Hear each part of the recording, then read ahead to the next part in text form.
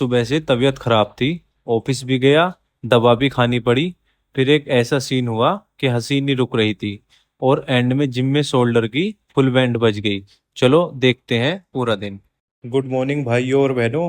आज सुबह उठते ही पता नहीं क्यों बॉडी थोड़ी अजीब सी फील हो रही थी। लग रहा था बुखार आने की प्लानिंग चल रही है, लेकिन ऑफिस तो जाना ही था यार। इसलिए फटाफट सारा काम किया, रेडी हुआ, बैग उठाया और बाइक लेकर ऑफिस के लिए निकल पड़ा। ऑफिस पहुंचकर बाइक पार्किंग में लगाई और बिल्डिंग की तरफ चल दिया। अब शुरू हुआ रोज का फ्री कार्डियो। ऑफिस की सीढ़ियां बैग कंधे पर था और मैं धीरे धीरे ऊपर चढ़ रहा था। दिल बोल रहा था भाई लिफ्ट से चल लेता। किसी तरह सीढ़ियां चढ़कर ऑफिस पहुंच गया, लेकिन बॉडी अभी भी बोल रही थी भाई आज कुछ तो गड़बड़ है। ऑफिस में घुसते ही लैपटॉप ऑन करने से पहले मैंने दवाई का बॉक्स ढूंढना शुरू किया। ऑफिस में घुसते ही लैपटॉप ऑन करने से पहले मैंने दवाई का बॉक्स ढूंढना शुरू कर दिया। मेरा फोकस काम पर नहीं था, सीधा मेडिसिन के बॉक्स पर जा देता। लग रहा था आज का असली टास्क पहले दवाई ढूंढना है। फाइनली बॉक्स मिल गया। मैंने फटाफट फीवर वाली टैबलेट निकाली, पानी के साथ खा ली और बोला चलो भाई अब करते हैं काम शुरू। दवाई खाते ही मैं सीधा अपनी सीट पर बैठ गया और काम शुरू कर दिया। अब देखते हैं भाई यही वाली दवाई असर करेगी या डॉक्टर के पास जाना पड़ेगा। कुछ देर काम करने के बाद फिर लंच का टाइम हो गया। अच्छी बात यह थी कि दवाई ने अपना कमाल दिखा दिया था। जो सुबह से बुखार जैसी फीलिंग हो रही थी वो काफी हद तक ठीक हो गई। मैंने बोला शुक्रिया टैबलेट जी, आपने आज ऑफिस बचा लिया, नहीं तो आज मैं जल्दी घर चला जाता। अब पेट ने भी सिग्नल देना शुरू कर दिया था, भाई अब लैपटॉप बंद कर और खाना खिला। मैं आराम से अपनी सीट से उठा और धीरे धीरे लंच के लिए चल दिया। ना कोई जल्दी ना कोई टेंशन, बस मजे से इधर उधर देखता हुआ चल रहा था। कभी लोगों को देख रहा था, कभी गाड़ियों को, और कभी सोच रहा था आज लंच में क्या मिलने वाला है। मैं हंसते मुस्कुराते खाने वाली दीदी की तरफ बढ़ता गया। बस ये सोच रहा था कहीं ऐसा ना हो कि आज दीदी आई ना हो खाने वाली। जैसे मैं खाने वाली दीदी के पास पहुंचा वो एकदम प्लेट लेकर रेडी थी। आज मेन्यू में कड़ी, आलू की सब्जी और गर्मा गर्म 4 रोटी थी। भाई प्लेट देखते ही पेट ने बोला आज तो फुल जस्टिस मिलेगा। खाना खत्म करके मैं आराम से ऑफिस की तरफ चल पड़ा। तभी अचानक साइड से किसी ने जोर से आवाज लगाई, ओए सुमित। मैंने साइड मुड़कर देखा तो अमन आराम से छोले कुलचे खा रहा था।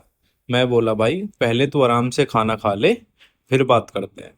अमन ने खाना खत्म किया और फिर एकदम कॉन्फिडेंस के साथ बोला, तुझे पता है फोन से चलती हुई बैटरी रिक्शे को बंद करा जा सकता है।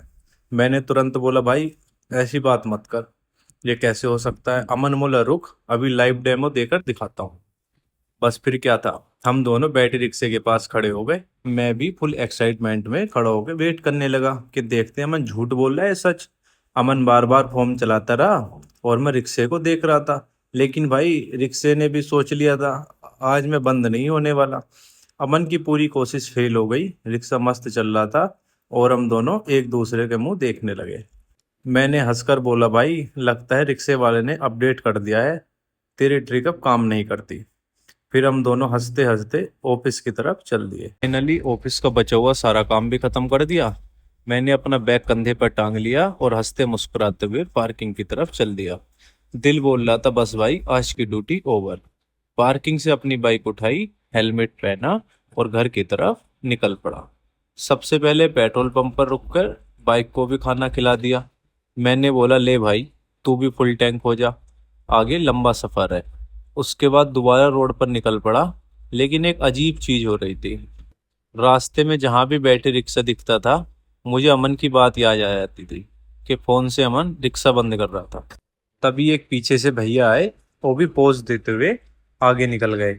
अमन ने बैटरी रिक्शा बंद करने की कोशिश तो करी थी, लेकिन उससे हो नहीं पाया। कुछ चीजें तो कनेक्ट हो गई थी, लेकिन कंप्लीट बंद नहीं हो पाया। इंस्टा पर रील वायरल हो रही है ना कि बैटरी रिक्शा बंद हो जाता है, तो अमन ने सोचा मैं भी फेमस हो जाऊं। रास्ते में चलते हुए मेरे थोड़ी देर बाद याद आया कि कल फ्राइडे है और मुझे घर भी जाना है, इसलिए सोचा पहले घर का जरूरी सामान ले लेता हूँ।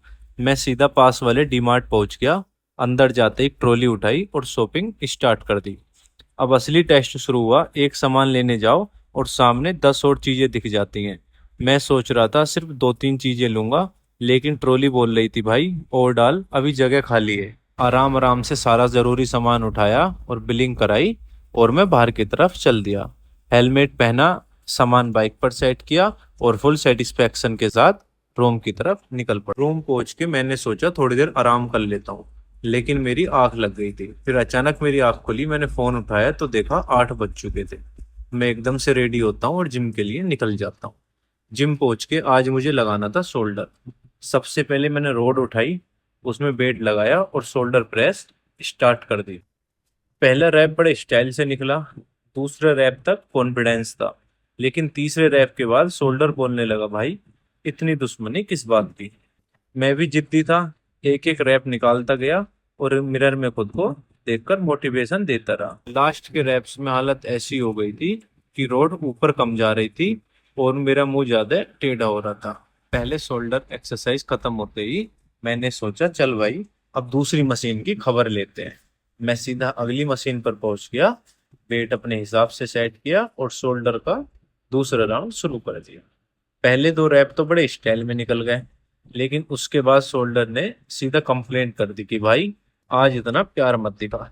मैं भी फुल जिद्दी था, एक एक रैप खींचता गया और मिरर में खुद को देखकर बस यही बोल रहा था कि आज तो शोल्डर बनाने हैं।